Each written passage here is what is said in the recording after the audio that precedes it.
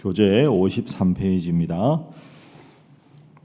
6장과 7장은 엘리바스의 말에 대한 욥의 답변입니다. 전체적으로는 두 부분으로 나뉘는데 앞부분은 친구들을 향한 대답이고 뒷부분은 하나님을 향해 발언하는 내용입니다. 욥은 처음 발언한 엘리바스뿐 아니라 함께 온 모든 친구들을 향하여 비난합니다.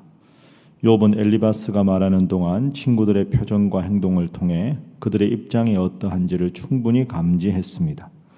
모든 고통을 함께 나누는 친구의 도리를 다하지는 않고 오히려 이 어려운 순간에 정죄하기 바쁜 그들을 비난하는 것입니다. 동정 없는 올바른 말이나 훈계로 낙심한 자에게 상처를 주기보다 진실로 죄를 깨닫게 하라고 요청합니다. 우리 방금 읽은 대로 욥의 대답이 나옵니다. 세 명의 친구가 욥을 위로하기 위해서 왔습니다. 그래서 대만 사람 엘리바스가 먼저 4장과 5장에서 욥에게 훈계를 하지요. 너는 죄가 있기 때문에 이렇게 큰 하나님의 심판을 받는 것이다. 너의 죄 때문에 심판을 받는 것이니 너는 회개하라. 이렇게 이제 4장과 5장에서 이야기합니다. 거기에 대한 욥의 항변, 자신의 답답함을 토로하는 것이 6장과 7장의 내용입니다. 자, 욥이 얼마나 답답해하는가 한번 보시죠. 6장 14절 15절. 6장 14절에 욥이 이렇게 말합니다. 낙심한 자가 비록 전능자를 경외하기를 저버릴지라도 그의 친구로부터 동정을 받느니라. 내가 잘못한 게 없는데 지금 고난을 받고 있다. 설령 내가 하나님을 경외하기를 버릴지라도 친구들로부터는 동정을 받는 것이다. 15절 내 형제들은 개울과 같이 변덕스럽고 그들은 개울의 물살같이 지나가는구나. 욥이 친구들에 대한 한탄과 섭섭함이 드러나지요. 24절부터 보면 내게 가르쳐서 나의 허물된 것을 깨닫게 하라.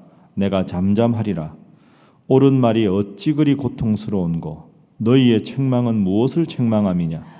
너희가 남의 말을 꾸짖을 생각을 하나 실망한 자의 말은 바람에 날아가느니라. 너희는 고아를 제비 뽑으며 너희 친구를 팔아 넘기는구나. 이 정말 답답하고 섭섭함을 욥이 표현을 하고 있습니다. 그래서 오늘부터 우리가 욥과 이 어제부터 쭉 보면 항상 마음속에 새겨야 될 욥기의 첫 번째 교훈은 진정한 위로자는 오직 주님이시다 하는 겁니다. 그게 오늘 본문에서도 드러나고 앞으로도 계속 대화를 통해서 드러납니다. 진정으로 내 마음을 위로해 주실 분은 오직 주님이시다 하는 것이죠. 친구도 이런 상황에서 정답만 이야기하는 친구가 차라리 없는 게 낫겠다는 생각도 합니다.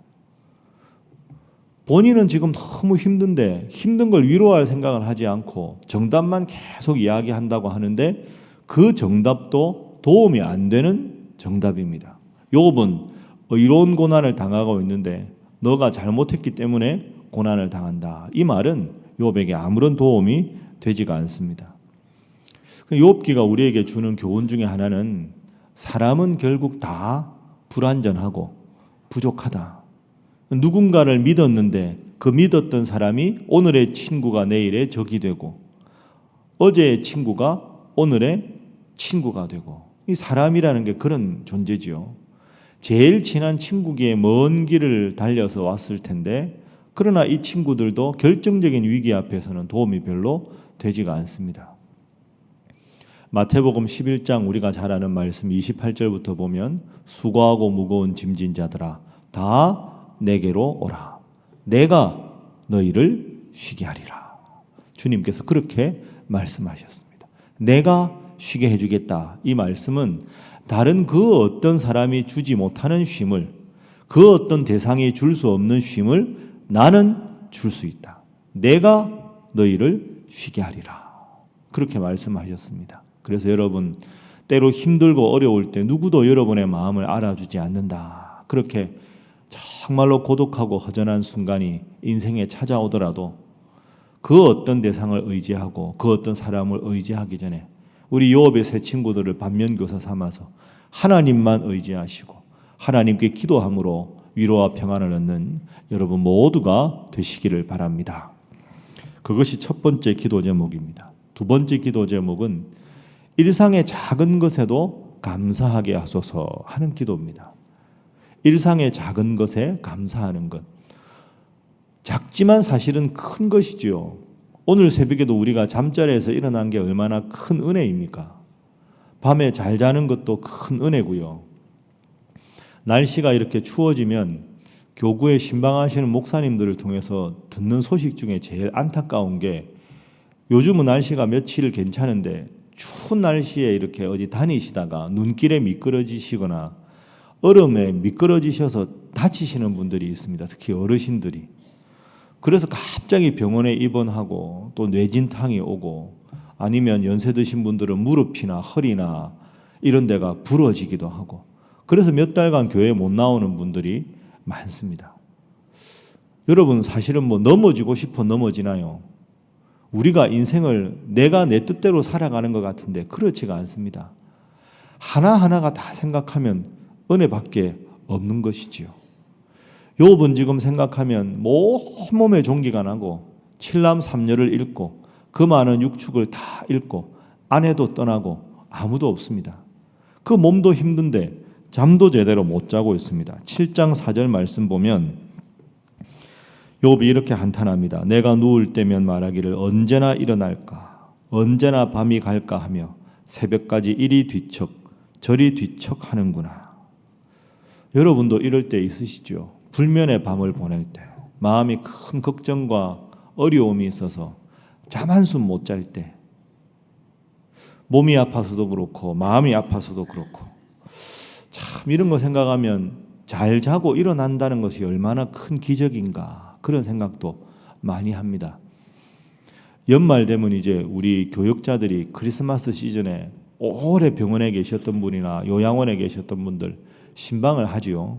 그렇게 신방을 하면 이구동성으로 하시는 말씀이 있습니다.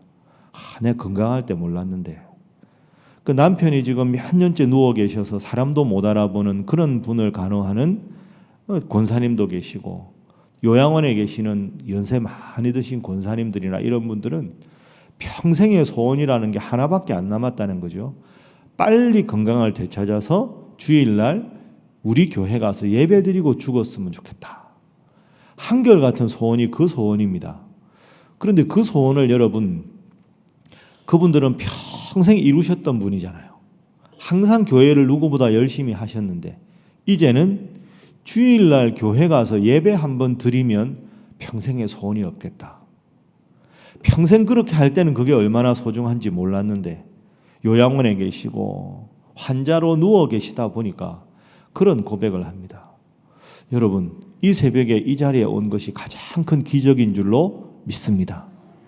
그렇게 생각하면 일상의 순간순간이 얼마나 감사한지 누우면 잠을 잘 수 있다는 게 감사하고 와서 예배 드릴 수 있는 예배당이 있다는 것도 감사하고 돌아가면 아침상을 받을 수 있는 집이 있다는 것도 감사하고 가족들이 함께 있다는 것도 감사하고 그래서 욥기는 고통에 대한 책입니다.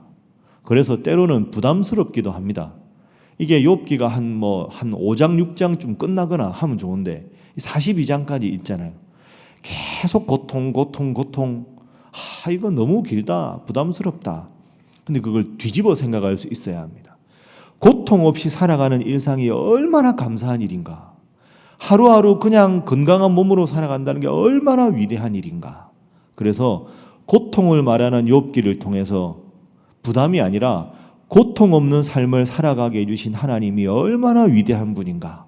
날마다 일상의 작은 것에 감사할 수 있기를 주님 이름으로 축복합니다. 세 번째 교훈은 깊이 공감하는 자가 되게 하소서 하는 기도입니다. 누군가 힘들어할 때 어려워할 때 깊이 위로하고 공감하는 자. 욥에 지금 제일 필요한 사람이 그런 사람이죠. 하나님도 계시지만 그런 친구가 있어야 하는데 그런 친구가 없는 것이 제일 힘들 겁니다. 저는 욥기를 이번에 읽으면서 그런 생각을 한번 해봤습니다. 하나님 빼고 욥이 뭐 때문에 제일 힘들까? 저는 친구 때문이 아닐 것 같아요. 아내 때문에 제일 힘들 것 같습니다.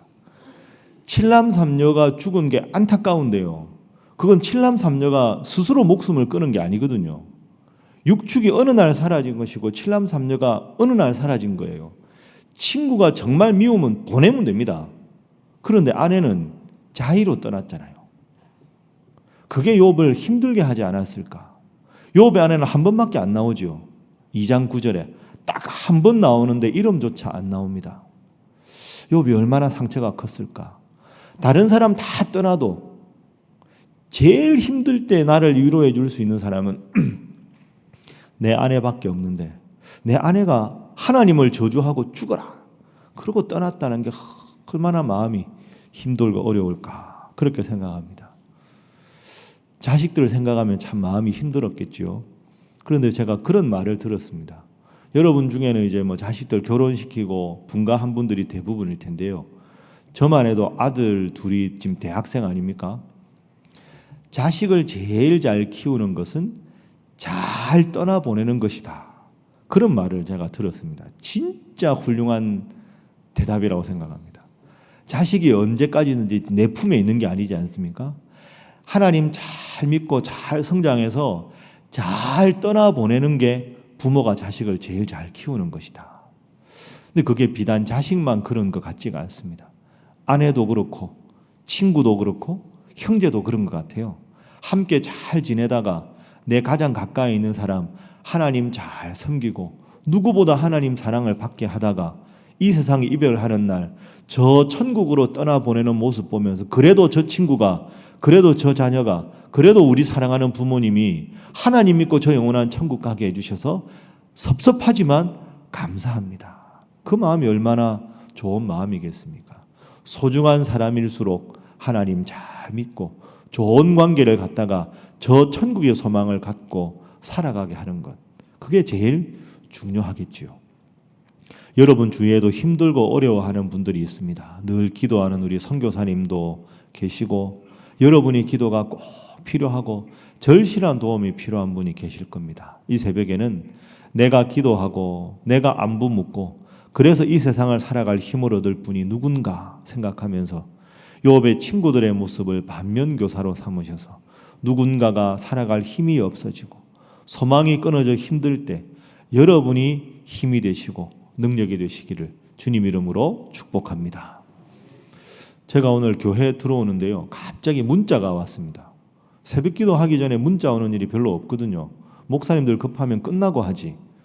그래서 제가 차에서 내리면서 무슨 문자인가 하고 딱 보니까 제가 중고등부 때 키웠던 옛날 교회 제자인데 지금 부부가 돼서 선교사입니다.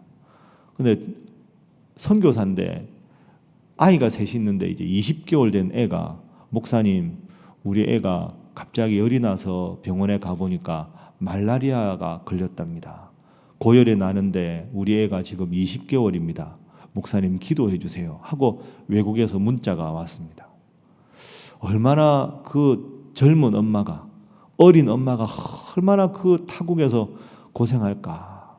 20개월 된 애가 말라리아 걸려서 고열이 펄펄 끓는데 엄마 아빠도 안 계시고 누구도 안 계신 상황에서 젊은 엄마가 얼마나 간수하기가 힘들까.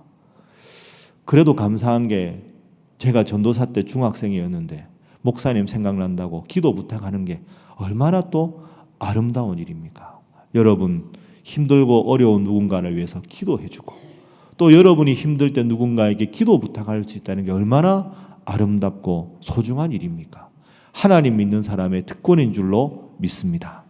그래서 이 새벽에도 그리고 특별히 욥기를 읽으시는 내내 하나님의 위로가 필요한 분들을 떠올리며 기도하시고 또 그래서 기도의 힘으로 서로를 세워가시는 여러분 모두가 되시기를 주님 이름으로 축복합니다. 함께 기도하겠습니다. 하나님 진정한 위로자가 되시는 주님께 늘 나아가게 하시고 일상의 작고 소소한 것에도 감사하게 하시며 누군가를 위해 위로하고 기도하는 자 되게 하여 주옵소서. 말씀 생각하며 기도하시고 특별히 오늘부터 토요일까지 우리 청소년부 수련회가 우리 홍천 기도원에서 있습니다.